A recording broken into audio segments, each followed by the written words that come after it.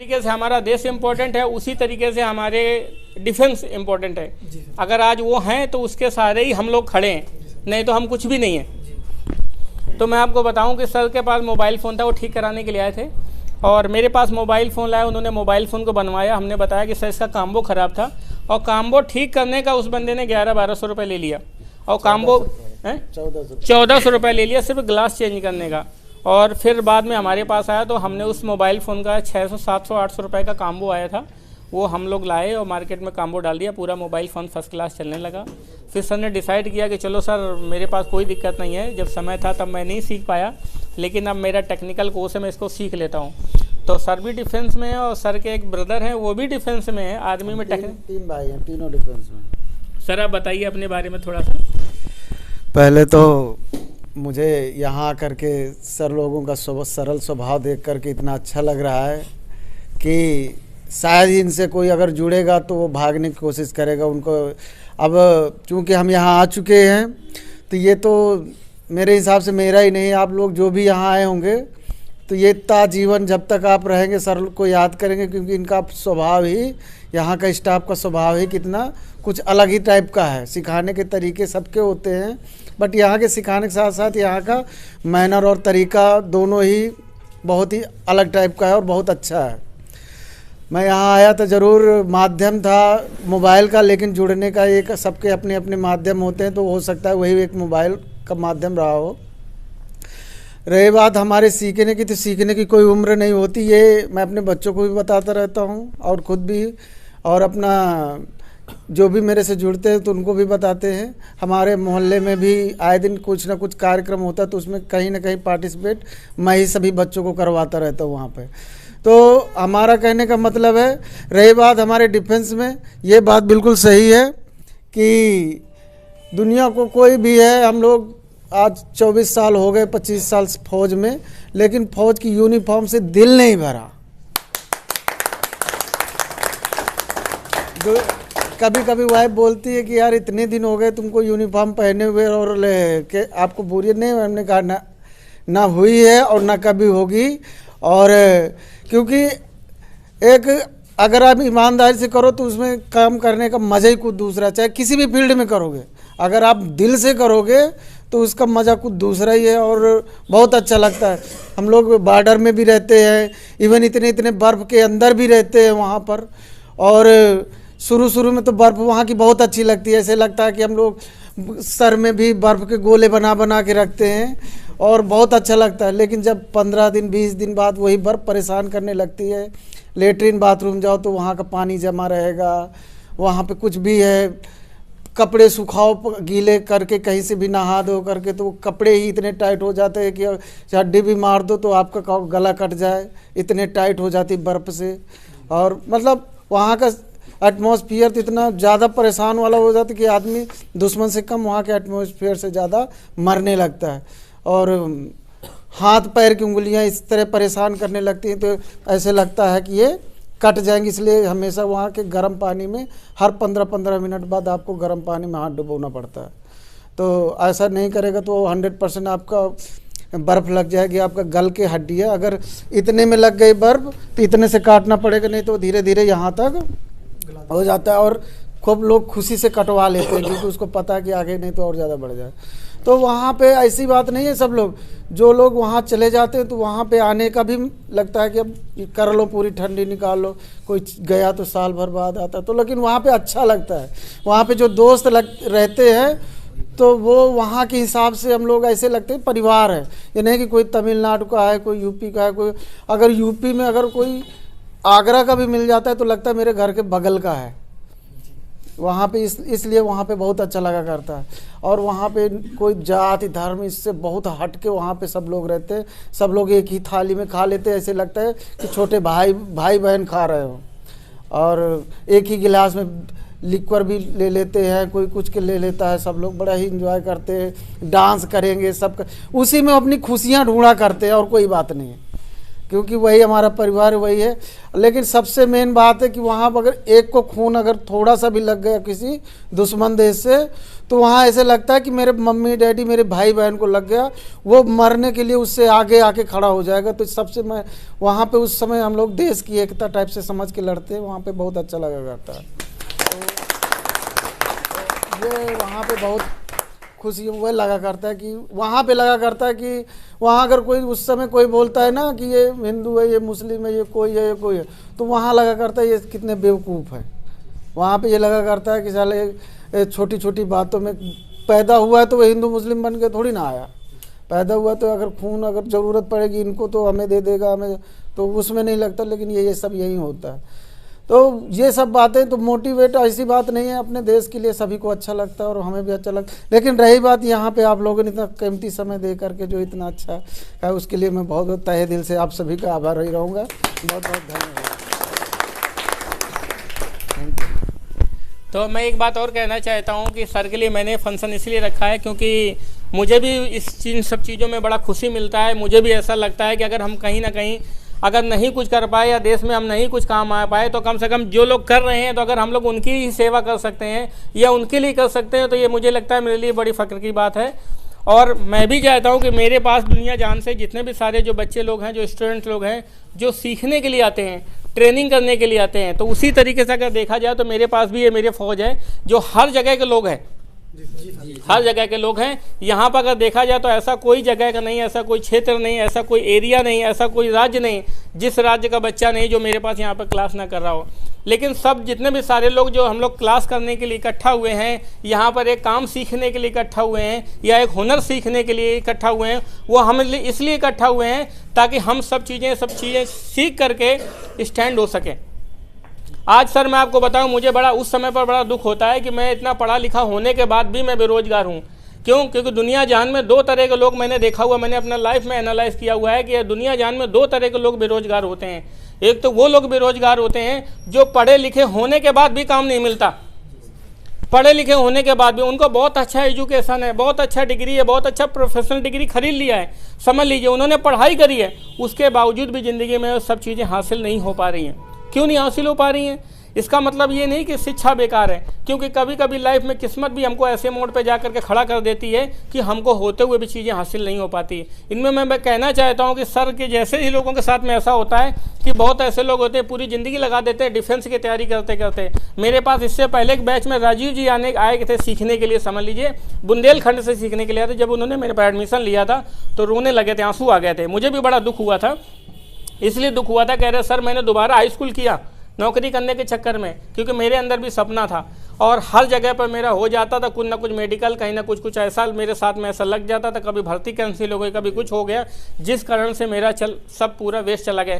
अगर हाइट में अगर देखा जाए तो मैं आपको बताऊं, अगर उनको यहाँ पर खड़ा कर दिया जाएगा तो कोई ये नहीं कह सकता कि सर वो डिफेंस से नहीं है। अच्छी खासी हाइट थी, अगर खड़े हो जाते तो बिल्कुल सब कुछ फिट फट थे, लेकिन बस कमी क्या थी कि किस्मत से नहीं मिल पाया। तो अगर नहीं मिल पाता तो उसके लिए हम अपनी ज़िंदगी को ऐसे यूँ नहीं गुजारा कर सकते या अपनी ज़िंदगी को ऐसे वेस्ट नहीं कर सकते। तो हम चाहते हैं कि हमारे हाथ में जो हुनर है वो हर एक बच्चे के हाथ में हुनर आए। अगर कल को किसी कारण के बस किसी तरीके से अगर नहीं सफल हो पाता, कोई ऐसी कमी रह जाती है या पढ़े लिखे होने के बावजूद या किसी कारण बस वो नहीं पढ़ पाया या उसके हाथ में कुछ ऐसी चीज़ नहीं मिल पाई, तो एक अपना हुनर सीख सकता है।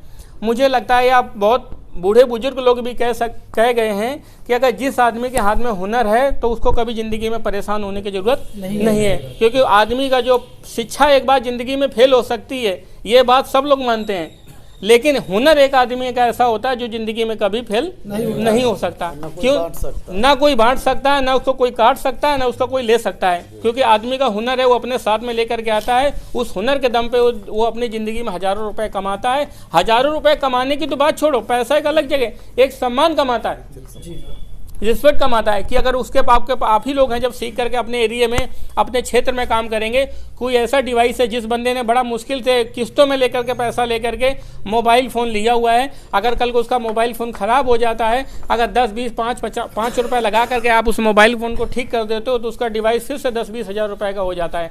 वो आपको 100-200 रुपये तो देता है, वो अलग की बात है, लेकिन आपको देख करके एक चेहरे में अलग सी खुशी होती है। एक आदमी को मुझे लगता है कि नया मोबाइल फ़ोन खरीदते समय जितनी खुशी नहीं होती, जब उसका मोबाइल फ़ोन ख़राब हो जाता है, डेड हो जाता है, तो फिर उसका चालू हो जाता है, तो उसको बड़ा दिल में खुशी लगता है कि यार हमारा फ़ोन ख़राब था, चलो चालू हो गया, भैया ने बना दिया, आज हमारे पास पैसा नहीं है, कुछ दिन हमारा काम चलेगा, फिर हम नया मोबाइल फ़ोन ले लेंगे।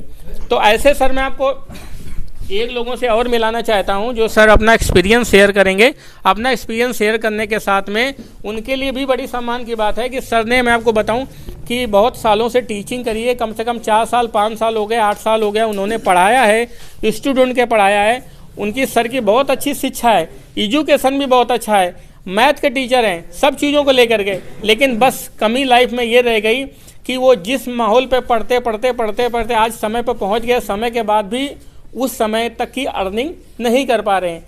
क्योंकि आदमी आजकल के समय पर अगर देखा जाए, कोई भी आदमी, जनरली सी आदमी अगर 15 से 20 हज़ार रुपये से कम की इनकम को जनरेट कर रहा है, तो मुझे लगता है कि उसे लाइफ को सर्वाइव करना बड़ा मुश्किल है। जी। क्यों मुश्किल है? क्योंकि अगर 4,000 5,000 रुपये जो आदमी पाता है, तो सिर्फ वो अपना शरीर ही चला पाता है। क्योंकि एक आदमी का डेली का रूटीन का खर्चा जो है आजकल की डेट में, डेली का एक्सपेंस है मिनिमम 150 रुपये है। कि अगर आपको जिंदा रहना है तो 150 रुपया तो खर्चा करना ही पड़ेगा, खाना खाना पड़ेगा, सुबह शाम का सब चीज़ें, जनरल सी चीज़ें हैं। मिनिमम अगर एक्सपेंस की बात करी जाए तो 150 रुपये। तो जो आदमी एक अपने सम्मान पूर्वक अगर इसी स्कूल में पढ़ाने जाता है, स्कूल में पूरा दिन पढ़ाता है, बच्चों को पढ़ाता है, उसके बावजूद भी अगर 4-5 हज़ार रुपये की इनकम को जनरेट करता है, तो उनको लगता है कि हमको कुछ ना कुछ तो अपनी लाइफ में चेंज करना पड़ेगा। अगर हम अपनी लाइफ में कुछ ना कुछ चेंज करेंगे तभी हमारी ज़िंदगी में बदलाव आएगा। क्योंकि ज़िंदगी में तभी बदलाव आता है जब आप बदलाव चाहते हो। अगर आप खुद नहीं करोगे तो मुझे नहीं लगता कि लाइफ चेंज हो सकती है और लाइफ बदल सकती है। तो इसके लिए मैं आपको मिलाना चाहता हूँ, हमारे पास सर हैं। आप सर बताइए, सर आप अपना थोड़ा सा एक्सपीरियंस शेयर करिए कि आपने क्यों मेरे पास ज्वाइन किया, और दूसरी बात का कितना टाइम हो गया सर आपको जॉब करते करते? सर की मैरिज भी हो गई सर। जी, मेरा नाम विनीत कुमार है, मैं इटावा से हूँ। मैं सर 2014 से टीचिंग कर रहा हूँ, MSc B.Ed हूँ। तो इतने दिन से सर अभी तक जॉब के प्रयास में स्कूल में पढ़ाता रहा, लेकिन 4-5 हज़ार रुपये से कुछ नहीं होता सर। कोचिंग भी पढ़ाता रहा, लेकिन इससे ना कुछ होने के कारण घर वालों ने कहा बेटा कुछ हुनर सीखिए। तो इस वजह से मैंने नेट पे सर्च करके सर का नंबर पाया, और वहाँ से एक दोस्त से संपर्क हुआ, तो उन्होंने यहाँ के बारे में बताया, तो मैंने सर से कॉल किया, तो सर के यहाँ आकर मैंने एडमिशन लिया। इस वजह से कि मैं कुछ अपना टैलेंट या हुनर ये पालूँगा, तो जिससे कि कुछ अर्निंग अपनी कर सकता हूँ। तो इस वजह से मैं सोचा कि अगर ये सीख लूँगा तो टीचिंग भी करता रहूँगा और इसके साथ साथ अपना ये भी काम करूँगा। आप सब लोगों के लिए बहुत बहुत धन्यवाद। और जैसा कि मैंने आपको बताया कि सर इतने साल से ट्रेनिंग करा रहे हैं, और मैं आपको मिलाना चाहता हूँ, हमारे पास मुजाकिर जी हैं जो बिहार के रहने वाले हैं। सर ने मेरे पास जो सीखने के लिए सिलेक्ट किया, एक्चुअली सर ने नहीं सिलेक्ट किया है, मेरे पास जो सर के बड़े भाई हैं उनसे मेरी बात होती रही। उन्होंने मेरा यूट्यूब में वीडियो देखा, काफ़ी टाइम से वीडियो देखने के बाद फिर मुझे सिलेक्ट किया। उन्होंने बताया कि सर मुझे आपका पढ़ाने का तरीका, समझाने का तरीका, सारी चीज़ें मुझे बहुत अच्छे से क्लियर आई। और पहले तो खुद ही कह रहे थे कि सर हमको आना है सीखने के लिए, हमको आना है सीखने के लिए। मैंने कहा ठीक है सर, नया बैच है, आप आ जाइए, अपने बैच को ज्वाइन कर लीजिए। फिर उन्होंने एक दिन रियलिटी बताया कि सर मुझे नहीं सीखना, एक्चुअली मैं गवर्नमेंट जॉब पर्सन पे हूँ, और वो बिहार में टीचर हैं, पढ़ाते हैं और सरकारी हैं। तो उन्होंने बोला कि सर आज मेरा भाई है, बहुत अच्छी पढ़ाई इसने भी कर रखी है, ऐसा नहीं कि इसने पढ़ाई में कोई कसर रखी हो, कोई कमी रखी हो, लेकिन बस किस्मत की चांस है कि नहीं मिल पाया। जब नहीं मिल पाया तो मुझे लगता है कि मैं भी उसको कुछ एक हुनर सिखा दूँ। उस हुनर सीखने के बाद वो अपने क्षेत्र में, अपने एरिया में, अपने लोकल में रह करके कुछ भी अपना बिजनेस कर लेगा और 1,000-2,000 रुपये के लिए मोहताज नहीं होगा। और उन्होंने सर जी कह रहे कि मैंने अपने भाई को बहुत पढ़ाया, और बहुत पढ़ाने के बाद अब मैं उसको लास्ट फाइनली इसलिए सिखाना चाहता हूँ क्योंकि मुझे मानना है, उन्होंने सर ने एक बात बहुत अच्छी बड़ी बात कही। उन्होंने बोला कि हम जो पेरेंट्स हैं, हम गार्जियन हैं, हमारी जिम्मेदारी ज़िंदगी में जब तक नहीं ख़त्म होती, जब तक जिस आदमी को हमने खड़ा किया है उसको हम सफल ना कर दें। अगर आप लोग पेरेंट्स हैं या आप लोग सीनियर हैं, तो आप लोगों की जिम्मेदारी अपने घर में तब तक नहीं ख़त्म हो सकती जब तक आप इनको सफल नहीं कर देते, आप इनको खड़ा नहीं कर सकते। जिस दिन तक आप इनको खड़ा कर देंगे उसी दिन असल की आपकी जिम्मेदारी ख़त्म हो जाती है। क्योंकि जिम्मेदारी ज़िंदगी में वही आदमी इंसान लेता है जो जिम्मेदार होता है, जो कुछ करने की चाहत रखता है और अपने सामने वाले से उम्मीद रखता है। तो मुजाकिर जी सर आप बताइए ज़रा कैसे आप आए और क्या क्या सारी चीज़ें सीख रहे हैं, कितना टाइम हो गया आपको? हेलो नमस्कार सर। मेरा आने का 9 से 10 दिन हुआ आज, और बहुत कुछ सारा चीज़ सीखे हैं अभी। पहले तो मैं कुछ नहीं जानता था, क्या होता है जंपर, क्या क्या होता है, ये तो मैं इसका नाम भी नहीं जानता था। अभी बहुत सारा कुछ सीखा है, बस इतना। तो सर ने अपना काफ़ी सारा जो क्लास है, मेरे पास काफ़ी क्लास कंप्लीट कर लिया है, और भी मेरे पास स्टूडेंट्स हैं जो नए लोग हैं जिन्होंने सर ने ज्वाइन किया हुआ है।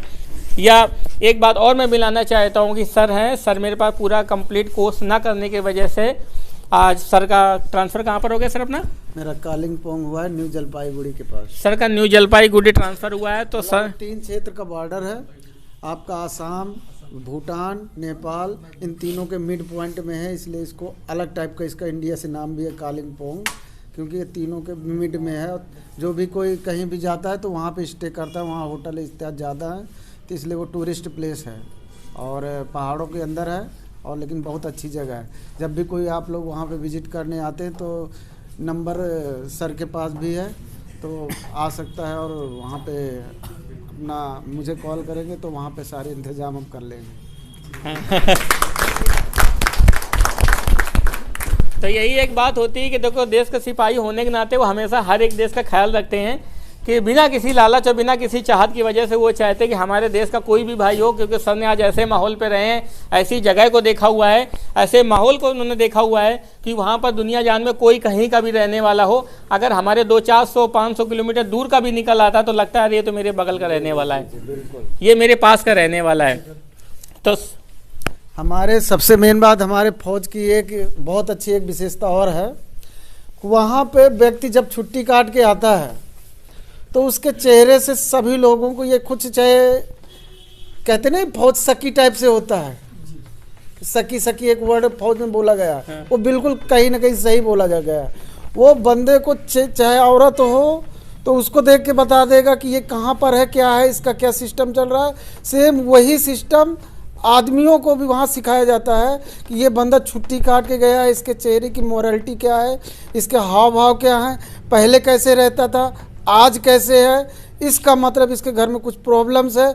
अगर वो बात अपने सीनियर अधिकारियों को नहीं बताता तो वहाँ पे बडी सिस्टम है कि मेरा बडी इनको नियुक्त की, 2 बडी है, इनको हमारे इनके घर परिवार, बच्चे, बीबी, एड्रेस और एजुकेशन, सारी कुछ की जानकारी मुझे इनके बारे में होनी चाहिए, इनको मेरे बारे में होनी चाहिए, इनके एक्टिविटी के बारे में मुझे पूरी जानकारी होनी चाहिए। अगर सपोज इन्होंने, जैसे सपोज बीबी का प्रॉब्लम से फेस कर रहा है, अगर ये नहीं बता रहे अपने सीनियर को, अंदर ही अंदर घुट रहे हैं, सुसाइड अटेम्प्ट कर सकते हैं अपने लिए, तो अगर ये करते हैं तो उसका पनिशमेंट मुझे मिलेगा।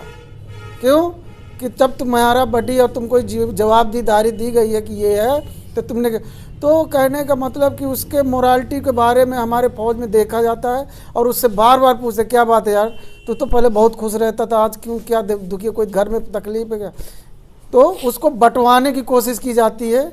तो वहाँ पे देखा जाता है कि मतलब ये भाई हमारे बीच का भाई दुखी है, कोशिश की जाती है, अगर फाइनेंशियली है तो फाइनेंशियली सॉल्व किया जाता है, और हंसी मजाक से अगर वो अंदर की बात किसी को एक बता दे तो हो सकता है उसकी प्रॉब्लम 99% सॉल्व हो जाएगी। तो ये सब बातें हमारे फौज में कुछ अलग सा है कि वहाँ पे कुछ बहुत चीज़ सीखने को भी मिलती है। तो उनमें से एक सीख ये भी है कि अपने से दोस्तों के बारे में, अगर कोई अपना चाहे 10 दिन का दोस्त है, चाहे 1 महीने का, चाहे साल भर का दोस्त है, अगर कोई दुख हो सकता है आपके छोटे से प्रयास में उसकी ज़िंदगी बदल दे, तो ये एक दोस्ती का फर्ज निभाना बहुत ज़रूरी है। तो इस तरीके तो सभी लोग हैं, और मैं आपको मिलाना चाहता हूँ, एक हमारे पास श्यामवीर जी हैं, ये भी अपना मोबाइल फ़ोन रिपेयरिंग का फ़िलहाल कोर्स कंप्लीट कर चुके हैं। और इनका मैं आपको बताऊं, इनको एक बात और कहना चाहता हूं कि सर को कंप्यूटर चलाना भी नहीं आता था, आज तक इन्होंने कभी माउस चलाया भी नहीं था, लेकिन ये इतना मेहनत करते हैं कि सुबह 8 बजे से लेकर शाम को 6 बजे तक क्लास करते हैं। हार्डवेयर का चीज़ पूरा कंप्लीट कर लिया है। इन्होंने कंप्यूटर चलाना नहीं सीखा, कहते नहीं दुनिया जान में कमी जब तक बनी रहती है जब तक आप उसको दूर ना करो। जिस दिन आप दूर करने का ठान लेते हो तो उस दिन कभी कमी रहती नहीं है, वो ख़त्म हो जाती है। तो सर ने सोचा कि क्यों ना मैं अपना एक लैपटॉप ले लेता हूँ। तो इनको कंप्यूटर चलाना नहीं आता था, कंप्यूटर छोड़ो पूरा मोबाइल फ़ोन भी चलाना नहीं आता, लेकिन फिर भी आज इन्होंने अपना एक कंप्यूटर लिया, अपना लैपटॉप लिया। लैपटॉप के माध्यम से दिन भर सुबह 8 बजे से लेकर शाम तक सॉफ्टवेयर का पूरा प्रैक्टिकल करते हैं, रोज़ फाइल डाउनलोड करते हैं, मोबाइल फ़ोन को फ्लैश करते हैं, पूरा सैमसंग क्लियर किया, पूरा एसपीडी सीपीयू का मोबाइल फ़ोन क्लियर किया, क्वालिकॉम का क्लियर किया, एक एक करके प्रैक्टिकल कर रहे हैं। और यही देख लेना एक दिन ऐसा आएगा कि जब सॉफ्टवेयर का काम करेंगे और मैं 6 महीने और साल बर्बाद बड़ा फ़ख्र के साथ में बोलूँगा कि मेरे पास ऐसे पर्सन आए थे जिन्होंने आज तक माउस चलाना नहीं सीखा था, आज वो सारे मोबाइल फ़ोन को धड़ाके से अनलॉक कर रहे हैं, बहुत अच्छे के साथ में मोबाइल फ़ोन का अनलॉक कर रहे हैं। एक मेरे पास इन्हीं की तरह के स्टूडेंट आया था, पूना का लड़का सीखने के लिए आया था, वो सॉफ्टवेयर का काम सीखने के लिए आया था। उसने इस दिन इसलिए सीखने आया था, कहते सर मैं एक मोबाइल फ़ोन का लॉक खुलवाने के लिए गया था, उस बंदे ने हमारे मोबाइल फ़ोन का लॉक नहीं खोला, लॉक खोलते समय मोबाइल फ़ोन को डेड कर दिया, क्योंकि मुझको काम नहीं आता था। हम खाली उसमें चार्जिंग कनेक्टर ख़राब था, चार्जिंग कनेक्टर डाला और चार्जिंग कनेक्टर डालने की वजह से हमारा मोबाइल फ़ोन लोगों पे खड़ा हो गया। फिर हम जब मोबाइल फ़ोन को वहाँ पर दिखाने गए तो उसने सॉफ्टवेयर नहीं डाला और मोबाइल फ़ोन को डेड कर दिया और कहता है मोबाइल फ़ोन तुम्हारा डेड हो गया है। तो मैंने सर जी उस दिन बड़ा अपाहिज अपने आप को महसूस किया कि मैं सब कुछ हार्डवेयर का काम कर लेता हूँ लेकिन सॉफ्टवेयर नहीं कर पाता, इस कारण से मोबाइल फ़ोन को दूसरी जगह दिखाने गया। अगर वो मोबाइल फ़ोन मुझसे ख़राब हो जाता तो मुझे 1% का दुख नहीं होता, लेकिन मोबाइल फ़ोन उसने ख़राब कर दिया और ख़राब करने के बाद मुझे कर दिया और बाद में मेरा मजाक उड़ाया। जब तुमको इतना ही अगर तुमको काम करने का है तो जाकर खुद सीख लो कहीं जा करके, ऐसा उसने बोला। फिर वो मेरे पास पूना से यहाँ पर सीखने के लिए आया था, उसका रविंद्र नाम था, 2 भाई आए थे, लेकिन उसने पूरा जो कंप्यूटर चलाना उसने भी यहाँ पर लैपटॉप लिया। आज वो समझ लीजिए पूना में सॉफ्टवेयर का बहुत अच्छा काम करता है, उसको कोई प्रॉब्लम कोई दिक्कत नहीं आती। मुझे खुद फ़ोन करके कहता है कि सर आज मेरे पास मोबाइल फ़ोन है। जब उसने यहाँ से सीखने के जाने के बाद जब वहाँ पर गया तो कह रहा है कि सर जी मैंने वीवो का 95 मोबाइल फ़ोन आया, उसके अंदर पासवर्ड लगा था, मैंने उस पासवर्ड तोड़ करके कस्टमर को दिया है। तो समझ लीजिए जो सामने वाला दुकान वाला था वो भी चौंक गया कि अरे भाई तुमने मोबाइल फ़ोन को लॉक कैसे खोला, कहाँ से सीख करके आए हो। ऐसा उसने वर्ड उसको प्रयोग किया कि ऐसा कहाँ पर चले गया कि तुम 1.5-2 महीने के अंदर कौन सी जादूगरी सीखा है कि आज तुम्हारे पास मोबाइल फ़ोन आ गया और उस मोबाइल फ़ोन को लॉक तुमने खोल दिया। शामिर बताइए तुम अपने बारे में, ताकि और भी लोग ऐसे हैं जो बिल्कुल 0 लेवल के हैं या जो ऐसे लोग हैं। एक देखिए सर, सबसे पहली बात क्या होता है, ज़िंदगी में मोटिवेशन तभी मिलता है जब हम किसी आदमी को करते हुए देखते हैं। जी कहते हैं जब तक हम किसी को करते हुए नहीं देखेंगे तो हमको कभी मोटिवेशन नहीं मिलेगा। अगर भगवान को भी देख के हमें तभी मोटिवेशन मिलता है क्योंकि उन्होंने बहुत सारे युद्ध लड़े हैं और बहुत सारे युद्धों में उन्होंने जीत हासिल करी है। तो उसी तरीके से ये भी इनके लाइफ का एक युद्ध है जिसको लड़ करके उन सब चीज़ों को सीख करके एक अपने लिए क्रिएटिविटी क्रिएट कर रहे हैं ताकि आपको भी पता चले। आप बताइए श्यामवीर जी। देखिए भाई, मैं बहुत कमज़ोर था पढ़ने में और गांव में रहता था, छोटे से गांव में, कोई सिटी में नहीं रहता हूं, तो इसलिए मैं पढ़ाई में कमज़ोर हूं और थोड़ा मतलब बोलने चालने में थोड़ा हिचकता रहता हूं। तो यहाँ सबसे बड़ी बात है कि हमारे जो गुरु हैं, गुरु लोग, उनको प्रणाम करता हूं। और उसके बाद सर का पढ़ाने का तरीका बहुत अच्छा है कि जो हमसे सीनियर थे वो थे, जो हमारे साथ में वो हमसे आगे निकल गए। सर ने ये नहीं किया कि मैं अगर पीछे हूँ तो मुझे छोड़ दिया हो, मुझे साथ लेकर चल रहे हैं, अच्छी तरीके से बताते हैं। दूसरा, हमारे जो सीनियर हैं उनको बोला है कि अगर मैं बिजी हूँ तो श्यामवीर को आप बताएं, तो सीनियर भी हमारे कुछ बता दें और सर खासकर बहुत ध्यान देते हैं। मैं सबसे पीछे हूँ इसलिए। तो अब तो मैं काफ़ी जान गया हूँ। खैर जब आया था तो बिल्कुल नहीं जानता, मतलब लैपटॉप जब लिया था तो मैं ये नहीं जानता था कि ये कहाँ से चालू होगा, ये भी नहीं जानता था। सर का बहुत बहुत लागत प्रणाम करता हूँ। तो मैं कहना चाहता हूं कि मुझे भी बड़ा खुशी मिलता है कि जब आप ऐसे लोग खड़े होते हैं, सीख करके आगे जाते हैं। और मैं वीडियो के माध्यम से सब लोगों से कहना चाहता हूं कि बाकी सब चीज़ें साइड में, लेकिन मेरे पास जो भी सारे स्टूडेंट सीखने के लिए आएंगे, ट्रेनिंग के लिए आएंगे, तो इस बात की श्योरिटी मुझे जितनी चाहे जी जान की मेहनत करनी पड़े, अपनी फैमिली को छोड़ना पड़े, कुछ भी ऐसा काम करना पड़े, लेकिन सर ये बात की 100% की बात है कि सर मैं आपको सिखा करके ही भेजूँगा। 100% की एक ही बात है कि मैं आपको सिखा के ही भेजूँगा। ताकि आप, मेरा जो फ़र्ज होता है मेरा यहीं तक नहीं ख़त्म होता कि आपको सिखाने से लेकर के, मेरा सिखाने से, समझाने से लेकर के, जिस दिन आप अपनी कहीं पर बैठ जाते हैं या कहीं पर 2 पैसे के लिए अर्निंग करना शुरू कर देते हैं या आप अपनी शॉप चला लेते हैं, शॉप करने के बाद आप काम करना स्टार्ट कर देते हैं, उस दिन से मेरा प्रोजेक्ट ख़त्म होता है कि उस दिन मैं समझता हूँ जब मेरा स्टूडेंट सीख करके कोई मोबाइल फ़ोन को ठीक करता है और मुझे फ़ोन करता है, कहता है सर आज मैंने ये मोबाइल फ़ोन को ठीक किया है, मुझे 150-200 रुपये मुझे पैसा मिला है या मैंने फ़ोन को ठीक करके दिया हुआ है, उस दिन मुझे लगता है कि हाँ आज मेरा स्टूडेंट सीख करके खड़ा हो गया और मैं भी कहीं ना कहीं सफल हो गया कि हमारा स्टूडेंट सफल हो गया और आज उसने काम किया। हमारे पास अभी सलीम जी थे जो फतेहपुर लखीमपुर खीरी के रहने वाले थे। वो मेरे पास जब सीखने के लिए आए थे तो उनको मोबाइल फ़ोन में सॉफ्टवेयर में बिल्कुल नहीं कर पाते थे। जब यहाँ से सीख कर गए तो उन्होंने पहला मोबाइल फ़ोन अनलॉक किया। पहला मोबाइल फ़ोन अनलॉक करने के बाद उन्होंने बोला कि सर अगर आज मुझे इतनी दिल से खुशी है कि अगर आप जो मुझसे फीस ली, अगर आप मुझसे इतना बोलो तो मैं अभी पैसा ट्रांसफ़र करने को तैयार हूँ। जितना मुझे खुशी मिला कि जो मोबाइल फ़ोन में कहीं जाता था आज मैं अपने काउंटर पर मोबाइल फ़ोन को ठीक किया है। कि पहली बार कह रहे हैं कि पहली बार ऐसा कस्टमर का जिसने फ़ोन ठीक किया, उस बंदे ने 150 रुपये, मैंने बोले 150 जगह पर 200 रुपये दिया और कहता फ़ोन पैसे रख लो कोई दिक्कत नहीं, मतलब अपने मन से ही बोल गया। तो इसका मतलब है कि हम पहले इसलिए नहीं कर पा रहे थे क्योंकि हमारे अंदर कहीं ना कहीं थोड़ी सी कमी थी, हमसे हो नहीं पाता था, हम बात को गोल मोल करते थे, गोल मोल करने के बाद हमसे फ़ोन वापस चला जाता था। तो आज जब सब लोग हमारे पास स्टूडेंट सीख करके जाते हैं, फीडबैक देते हैं और अच्छा काम करते हैं, हमें भी बड़ा दिल से खुशी मिलता है। तो चलिए हम लोग सर फंक्शन को सर को एंजॉय करते हैं और केक काटते हैं। ये केक हमारे देश के नाम और सर के नाम। सर आप आइए।